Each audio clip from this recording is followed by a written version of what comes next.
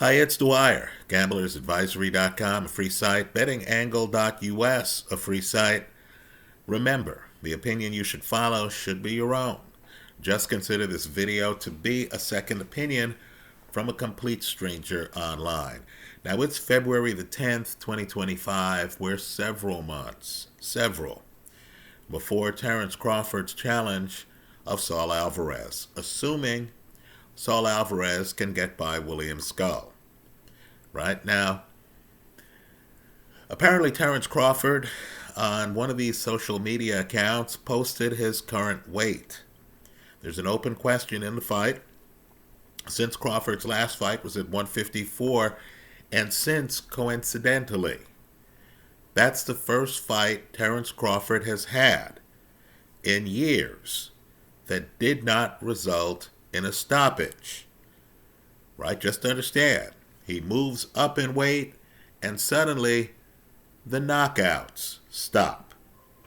Well, understand, Terence Crawford these days is walking around in the 180s, according to reports, according to his own social media account. He's in the 180s. So some people are excited. The idea is that Crawford, now that he weighs in the 180s, should be able to do exactly what? Fight anyone in the 160s? Fight anyone in the 170s? Folks, the fact that Crawford weighs in the 180s doesn't mean that he's even going to be competitive against Canelo. Just understand, even if Crawford's a bigger guy between fights now, has Crawford been hit in a real fight, not sparring, but in a real fight, by a 168-pounder, by a 160-pounder? I think Crawford would have problems with, name the fighter, Hamza Shiraz, Carlos Adames, Chris Eubank, right? I think all of these guys, Janabek, I think the guys at 160 would give Crawford problems. Right now it matters because Canelo has been hit by a Callum Smith. He's been hit by an Avni Yildirim. He's been hit at 175 by a Kovalev. He's been hit over 12 rounds by a Dmitry Bivol. In other words, Canelo doesn't have to tell you how much he weighs today to convince you that he can take the punch of a legitimate 168-pounder or a 175-pounder. Right? Kovalev, puncher. Right? Let's remember the ending of the Kovalev-Anthony Yarde fight. Right? Understand, too, the way weight works. It's not a photo. It's not like I can hop on the scale and say, look at the scale. I weigh in the 180s. Right? It's how you wear the weight. We've all seen fights where guys who are in shape run out of gas during the fight, are bone tired. You saw the ending of that Derek Chisora recent fight. And Chisora's absolutely exhausted at the end of 12 rounds. And understand, he's the guy who won the fight. Boxing is grueling. So if you're wearing extra weight, right, let's be clear on this. How you wear the weight matters. Does it slow down your quickness? Right, Crawford, great fighter, one of the best I've seen. But understand, it's not like his hand speed's going to be confused with Manny Pacquiao's hand speed. Right, suddenly here's Crawford with extra weight. Is it going to slow down his hand speed? As his legs are carrying the extra weight, is it going to slow down his foot speed? Is he accustomed to that? If he's in a war of attrition against Canelo, and both guys are tired, and you're heading into the championship rounds, we know that Canelo knows what 168 feels like. He's lived 168. We know he's gone the distance against Jaime Munguia, Berlanga, John Ryder. Right? We know Canelo can do it because we've seen Canelo do it. Right? He goes the distance against Callum Smith. Folks, these are open questions with regard to Terence Crawford at 168 pounds. Right? You know, it's great that fighters have fans and that a fighter can say, hey, here's how much I weigh today. Right? Don't confuse that with information that actually tells you whether that fighter can hang in that weight class. Now, as I've said here online before, I believe some guys should move up in weight. Right? I'm glad personally to see Lawrence Okolie at heavyweight. He's just too big a guy for cruiserweight. When you see Okolie, who of course, former cruiserweight champ, former bridgerweight champion, now he's in the heavyweight division. When you see Okolie, you realize how much he was starving himself because he looks much bigger now.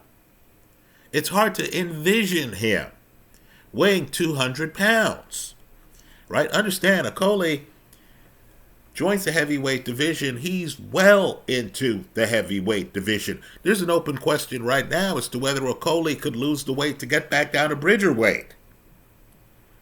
Right? I've told people here, Bernard Hopkins looked dead in the water at the end of his run at middleweight. Suddenly he gains weight. He decides on his way out the door he's going to have a fight against the light heavyweight champion Antonio Tarver. Right, Tarver, of course, was involved in some Hollywood filmmaking. Hopkins thought that he might be catching Tarver at the right time. Tarver might be distracted with out-of-the-ring pursuits. Then, of course, you saw the fight, and Hopkins looked at least 5 years younger than he looked in some prior fights at middleweight. Right? He gained the weight. Suddenly, he had all this energy. It's him moving around. Tarver, right? Hopkins had the far superior foot speed in that fight. Right? I believe some guys are draining themselves to make weight. I think if they added some weight, they would, have more power, have more pep. Right? I'm hearing, we all have our secret list. I'm hearing Anthony Yard, who might be fighting Lyndon Arthur next. I'm hearing Anthony Yard has had problems making weight at 175. Now, Yard is a puncher. Right? I'm curious to see if his weight situation's going to affect his power. Because as we get older, our body changes. Right? There comes a time where your body is saying, hey, player, we belong at cruiser, not light heavy. And then your body starts paying you back. Now, maybe Crawford, who, if he's in the 180s now, shouldn't have been at 147 at the end. Right? Maybe Crawford feels that his body's going to start to appreciate him a lot more now that he's gained weight out of the 140s. But for gamblers, we have to look at data. Right? Do you believe it's a coincidence that Crawford's knockout streak stops the minute he moves up to 154? Folks, we're in a world where folks are looking at David Benavidez, a closer at 168. Right? A guy many people feel would be too strong for Canelo. He moved up to 175. Hasn't gotten a stoppage since. Now we can say, wow, he fought Grovestick. I myself believe Grovestick is top 4 at 175. Right? Grovestick lost to Benavidez. Ring results matter. I would put Beterbiev, who Grovestick lost to, above him. And I would put Bivol above him. Right? But I consider Grovestick to be one of the best at 175. Well, David Morrell. just went the distance against him. Right? I saw Morrell getting hit with some very hard shots in that fight. Morrell's defense, not as good as Grosdick's defense, in my eyes. One observer's opinion. Right? But just understand, there's an open question. Are these flukes? Was Madrimov just vastly underrated? He was somewhat underrated, but was he vastly underrated to the point where, he went the distance with Crawford because he's better than anyone realized. And he's going to show us by his future fights at 154. Was that the situation with Crawford? Or did Crawford show up at 154, land some shots, and the opponent went nowhere? Well, if that's happening at 154, and keep in mind, folks, he's skipping 160.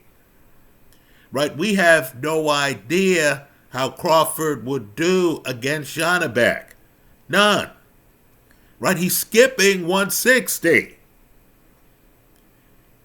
If the guy at 154 went nowhere, if Crawford's skipping 160, let's just say if you're a gambler betting on him, and look, Crawford's first ballot Hall of Famer. Crawford's one of the best I've seen. I'll just speak for myself. But understand, if you're a gambler, and experienced gamblers know this, if the guy hasn't shown power above 147, and Canelo has, you want to see a Canelo opponent who looks like he was in a car crash? Look at James Kirkland. A guy who was rough and tumble. Well, just understand, you have questions about Crawford's power at 168 that you don't have with Canelo. That's the risk involved.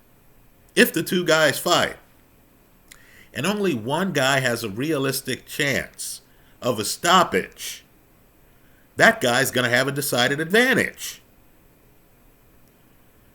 Right, let's go one step further. Now, I don't know the facts here. We're hearing the fight is going to happen in September. Right? That's what we're hearing. We don't know if it's going to be in Vegas. We don't know if it's going to be in Saudi Arabia. We just don't know where the fight's going to be located. But you and I know, if there's not a stoppage in the fight, and you're trying to win a decision against Canelo in Vegas, right, folks, that's like trying to win a decision over Anthony Joshua in Wembley. Right? It's talk about uphill. It's even worse than that.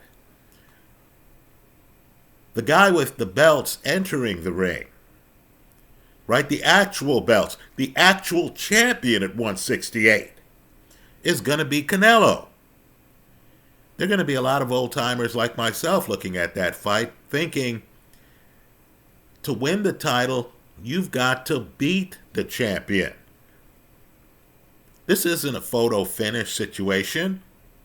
If I'm even asking myself the question after 12 rounds, who won that fight? If I'm asking that question, to me, the champ has retained his title. Right? Let me tell you, there are interviews here on YouTube. Please look them up. Of Marvin Hagler talking about how he was the champ. You can't take a guy's title by running from him. He calls Ray Leonard a rabbit. Right? Hagler can't process the idea that someone could think that Ray might have nicked him and then believe that that meant he lost his title. So Canelo, apart from punching power, I think Canelo hits harder than Terence Crawford. Right? I've seen Canelo in countless fights crumble guys. Right? The fact that Canelo hits harder, the fact that Canelo has vastly more experience at 168 than Terence Crawford, And the fact that Canelo enters the ring as the champion. Right? Understand, he beat Skull. I believe Canelo would be undisputed 168. I'm going to take a guy's undisputed title on a photo finish? Folks, that doesn't work. Understand, too, this is different than Beterbiev Bivol. Right? That's a unification match. In other words, you're looking at that fight and you're thinking, well, both of these guys enter the ring as champ. Right? Both of them.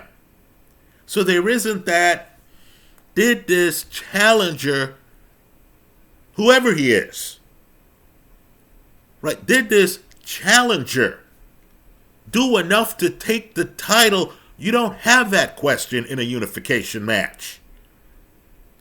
You have it in this Crawford match. Right? So Crawford's walking around in the 180s right now. Does that translate to punching power? It didn't for him at 154, did it? Right? You know, I praise Crawford for, on the way out the door, like Bernard Hopkins, pushing himself and saying, okay, I'm on the way out the door here, but I got this scratch I need to itch. I got this itch I need to scratch. Right? Canelo is a great fighter. Let me push myself and see what I could do against him. Right? Ray Robinson, Joey Maxim, same story.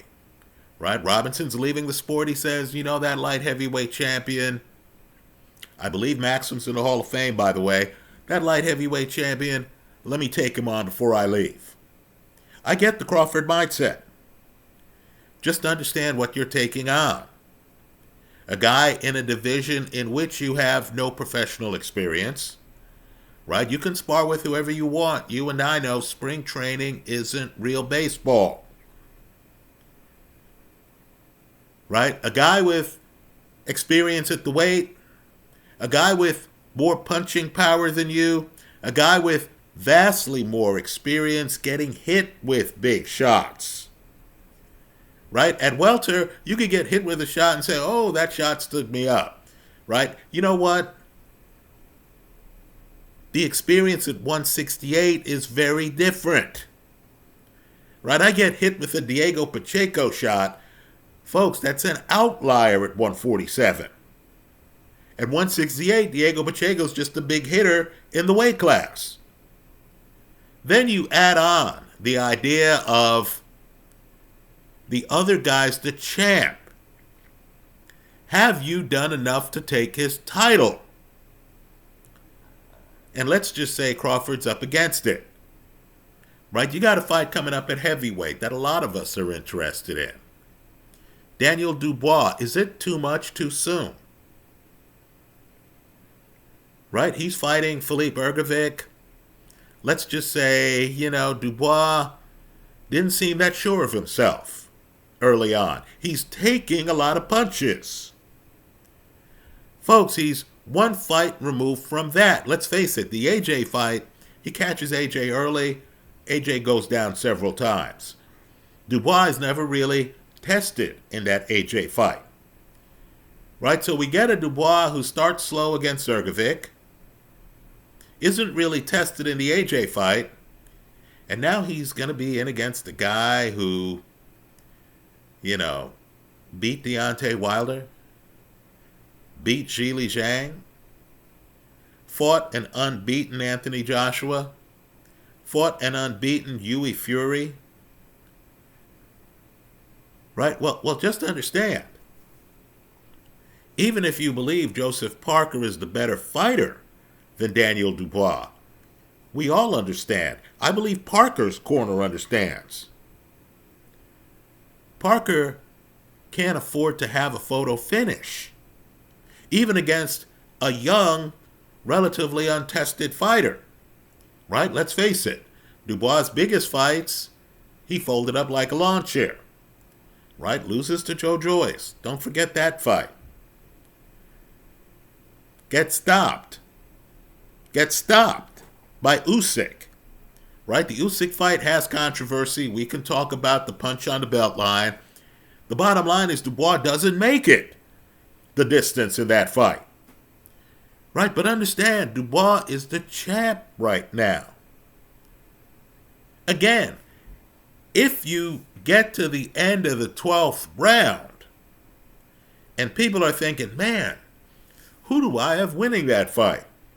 If I look on my scorecard and I see 6 rounds to Parker, 5 rounds to Dubois, and 1 round a draw, I'm telling you, there are many old-timers who are going to, sit there, and if they hear the decision is for Dubois, they're going to say, okay, if it's iffy, the champ leaves with his belt. We all know, too, that if your card's 6-5-1, then the decision in the ring is a draw. We understand that not only would Dubois keep his title, but all of us would say, hey, the fight was close enough where this finish is plausible. Canelo has all of that on his side. Right? I don't think Crawford can stop him. So Crawford's going to have to outpoint him.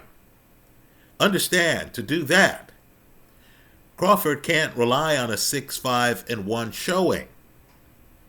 Right? Crawford has to be up in the 8-4 category for people to say, hey, this is a robbery. Right? I mean, it has to be obvious. It has to be the kind of thing where you're looking at the fight and it's the 12th round and you're thinking to yourself, all Crawford has to do is stay on his feet here. And it's a clear victory. Right? It has to be the kind of thing where it's clear to the crowd that Crawford is about to dethrone Canelo. Right? The crowd has to be excited. You can tell from crowd energy whether a challenger has done enough to dethrone a champion.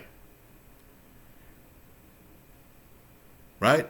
Folks, the fact that Crawford right now is in the 180s doesn't tell us much. It certainly does nothing to, tell us that Crawford warrants some kind of special treatment from the judges against a reigning champion, or that Crawford has the punching power of Canelo. Right? Again, he did not at 154. Tell us the part of the Madrimov fight where Madrimov is staggering around the ring. Let me make another point, too. Sometimes fights not even involving the fighters in the match you're thinking about impact thinking on that match. Boachuk's dangerous at 154. Right? He's the guy who, in my opinion, beat Virgil Ortiz. Right? At a minimum, he's the guy who had Virgil Ortiz's corner telling Virgil Ortiz, you need a knockout to win the fight. Right? I mean, understand, Ortiz is tested by Boachuk. Well, Boachuk signed on to fight Madrimov. So that fight was important to Crawford-Canelo because you thought, okay, is Madrimov a guy? Boachuk hits hard, right? Boachuk dropped Ortiz twice in that fight. Boachuk hits hard. So he thought, okay, let me see Madrimov against a guy with power. If Madrimov comes through looking calm and collected, doesn't hit the canvas, isn't close to hitting the canvas, if Madrimov were to survive Boachuk the way he survived Crawford, then you could say, okay, you know what? Maybe it's the opponent. Maybe it's not that Terence's punching power doesn't travel above 147. Maybe it's that his opponent is just a damn good fighter, is slick, can take a punch, knows how to avoid a punch. Unfortunately, that Boachuk-Madrimov fight got canceled, right? This is boxing. A lot of these fights don't ultimately happen, right? That fight got canceled. So if you're a gambler on the Crawford side of the play, as of today, February the 10th, 2025, you don't know. You don't know whether Terence Crawford's power travels above 147. Folks, you simply don't know. Right? Unless you're getting compensated for that in the betting odds, you're taking a risk. Understand, if they told you that Crawford Canelo is even money, the clear betting side of the play after the Madrimov fight is on Canelo. Right? Because you know Canelo can punch at 168. You know that. And of course, Canelo has another advantage. He's the reigning champion. Those are my thoughts. Let me hear yours in the comment section of this YouTube video. Thanks for stopping by.